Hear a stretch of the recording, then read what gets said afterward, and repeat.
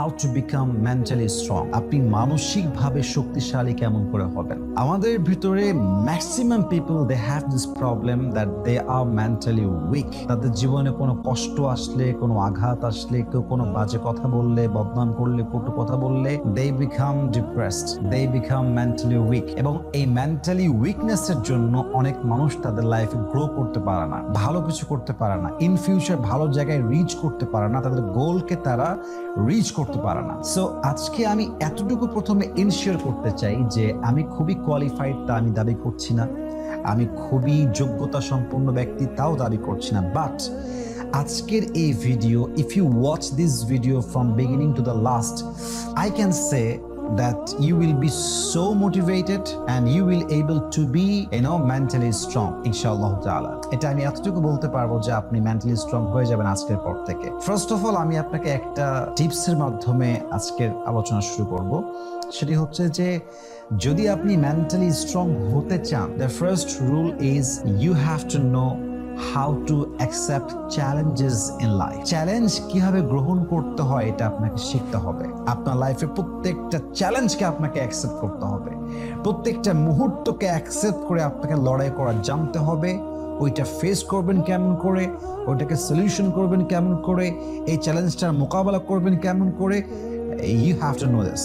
এটা আপনাকে জানতে হবে। যতক্ষণ পর্যন্ত আপনি এটা না শিখবেন আপনার লাইফে, you can grow in your life. আপনি যদি আগামীতে ভালো কিছু করতে চান, ভালো কিছু করে দেখাতে চান, you have to know how to accept the challenges in your life. এবং মাথায় রাখবেন যে চ্যালেঞ্জ অ্যাকসেপ্ট করতে করতে আপনি এমন একটা লেভেলে যাবেন যে পৃথিবীর কোনো কষ্ট আপনাকে টাচ করতে পারবে না, পৃথিবীর কোনো হতাশাই আপনাকে হতাশ করতে পারবে না। আপনারা দেখবেন যে যারা জিম করে তারা কিন্তু ডাম্বেল উঠায়।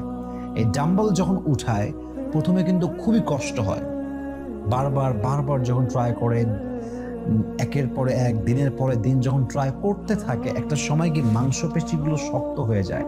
তখন ডাম্বেল তোলাটা তাদের কাছে এটা খুবই ইজি ফ্যাক্ট হয়ে যায়। শুধুমাত্র ডাম্বেল না, তারা যে কোনো কিছু ভারী, পাথর হতে পারে, ইট হতে পারে, খাট হতে পারে, যে কোনো ভারী জিনিস তারা অনায়াসে আরামে তুলতে পারে, কারণ তারা already they are used to about ইট।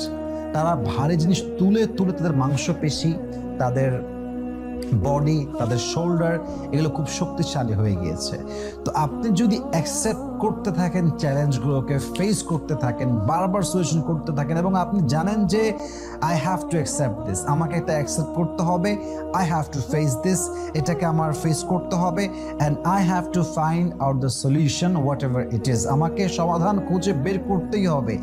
এই যখন হবে আপনার মেন্টালিটি যে আমি আমার লাইফের সব চ্যালেঞ্জকে অ্যাকসেপ্ট করব, doesn't matter what ever it is, আমি ফেস করবই, আস্তে আস্তে আপনি এতটাই স্ট্রং হবেন, আপনার মেন্টালিটি এত বেশি স্ট্রং হবে যে কেউ চাইলেও আপনাকে ভাঙতে পারবে না, কেউ বদনাম করলেও আপনার কষ্ট হবে না, কেউ আপনাকে হতাশ করতে চাইলেও আপনি হতাশ হবেন না, কারণ already you are used to about it. যত বড় সফল ব্যক্তি আছে তারা দেখবেন তারা চ্যালেঞ্জ অ্যাকসেপ্ট করতে এমন একটা লেভেলে রিচ করেছে যে মানুষের কথা এদের কর্ণকুহরেও পৌঁছায় না। So that is the way to be mentally strong. You must have to, you have to accept the challenges in your life. যদি চ্যালেঞ্জগুলো অ্যাকসেপ্ট করতে পারেন, আপনি আপনার লাইফে মেন্টালি স্ট্রং এত বেশি হবেন যে কেউ চাইলেও আপনাকে ভাঙতে পারবে না ইনশাআল্লাহ তাআলা। This is the first rule. Second rule হচ্ছে control your emotion and illusion. আপনি যদি মায়ায় পড়ে যান, আপনি দুর্বল হয়ে যাবেন। এটা পৃথিবীর সবচাইতে বড় বাস্তব কথা। একজন শক্তিশালী মানুষকে দুর্বল করতে মায়া যথেষ্ট, একজন সুস্থ স্বাভাবিক মানুষকে অসুস্থ করতে মায়াটা যথেষ্ট, একজন স্ট্রং মেন্টালিটির মানুষকে উইক করতে মায়াটাই এনাফ। অতএব কারো প্রতি কোনো মায়া রাখবেন না যদি আপনি মেন্টালি স্ট্রং হতে চান। যে কোনো জায়গা, যে কোনো বাসা, যে কোনো স্থান, যে কোনো ব্যক্তি, যে কোনো জিনিস, যে কোনো সম্পর্ক থেকে এতটা মায়ার থেকে দূরে থাকবেন যেন কোনো মুহূর্তে যদি এমন হয় যেটা আপনাকে ছাড়তে হবে, আপনি যেন ছেড়ে বের হয়ে আসতে পারেন এবং সেই পেইনটা যেন আপনি সহ্য করতে পারেন, সেই লেভেলের মায়া রাখবেন। এর বাইরে যদি আপনি যান, আপনি এতটা উইক হবেন যে আপনি কখনো আর উঠে দাঁড়াতে পারবেন না। সো প্লিজ, যদি মেন্টালি স্ট্রং হতে চান, আপনাকে মায়া কাটাতে হবে, আবেগটাকে নিয়ন্ত্রণ করা জানতে হবে। যদি আপনার মন আপনাকে নিয়ন্ত্রণ করা শুরু করে দেয়, আপনি আপনার লাইফে কখনো সফল হতে পারবেন না, আপনি কখনো মেন্টালি স্ট্রং হতে পারবেন না। So if you want to be mentally strong, then you have to control your emotion and illusion. You have to control your heart. আপনার মন, আপনার আবেগ, আপনার মায়া আপনাকে কন্ট্রোল করতে হবে। এবং মাথায় রাখবেন, মায়া এমন একটা জিনিস যেটা মানুষের ব্যক্তিত্বকে ভুলিয়ে দেয়, মানুষের পজিশনকে ভুলিয়ে দেয়, যে সে আসলে কে, তার যোগ্যতা কোথায়, তার লেভেলটা কোথায়, সে ভুলে যায় জাস্ট বিকজ অফ ইলিউশন। মায়াটা মানুষের অস্তিত্ব ভুলিয়ে দেয়, মানুষের ব্যক্তিত্ব ভুলিয়ে দেয়, মানুষের সমাজ ভুলিয়ে দেয়। মানুষ মায়াতে পড়লে এত পাগলামি করে যা কখনো কল্পনাও করা যায় না। সো প্লিজ, যদি মেন্টালি স্ট্রং হতে চান, কোনো জিনিসের প্রতি, কোনো স্থানের প্রতি, কোনো সম্পর্কের প্রতি মায়া অতিরিক্ত রাখবেন না। দেখবেন যে আপনি মেন্টালি স্ট্রং হতে পারবেন ইনশাআল্লাহ তাআলা। 3 number, if you want to be mentally strong, then you have to focus on your dream. You have to focus on your work.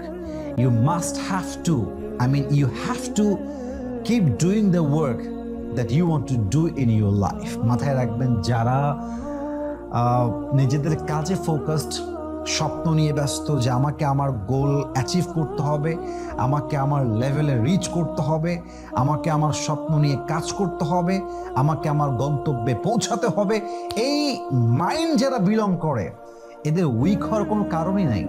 এবং আমি বড্ড অবাক হই, this is my personal point of view, and it has been maybe 5 years, যেটা আমি gather করেছি, সেটা হচ্ছে যে দেখেন, আপনি আসলে হতাশ হওয়ার টাইমটা কই থেকে পান, আপনি ডিপ্রেসড হওয়ার টাইমটা কই থেকে পান, আপনি মানুষকে নিয়ে ভেবে ভেবে ঘন্টার পরে ঘন্টা, দিনের পরে দিন, রাতের পরে রাত, মাসের পরে মাস সময় নষ্ট কেমনে করতে পারেন? You have lot of things to work about. আপনার অনেক কিছু করা বাকি আছে, নিজের ডেভেলপমেন্ট করা বাকি আছে, ফিউচার নিয়ে ভাবা বাকি আছে, ক্যারিয়ারে ভালো কিছু করার অনেক অপরচুনিটি রয়েছে, অনেক চান্সেস রয়েছে, অনেক সুযোগ রয়েছে। আপনার বাবা আপনার দিকে তাকিয়ে আছে, আপনার মা আপনার দিকে তাকিয়ে আছে, আপনার ফ্যামিলি আপনার দিকে তাকিয়ে আছে যে আপনি কি করবেন। পুরো দুনিয়া দেখতে চায়, সমাজ দেখতে চায়, পরিবার দেখতে চায়, আর আপনি কাউকে নিয়ে হতাশ হয়ে বসে আছেন, আপনি উইক হয়ে বসে আছেন। আপনি ডিপ্রেশনে যাওয়ার টাইমটা কই থেকে পান? এই টাইম কই থেকে আসে আপনার? আপনার তো জীবনে এত কাজ থাকবে, এত এত ড্রিম থাকবে, যে আপনার কাউকে নিয়ে ভাবার টাইমই নাই। This should be your mentality, and this is the strongest point in your life, যে ভাই আমার কাউকে নিয়ে ভাবার টাইম নাই ভাই।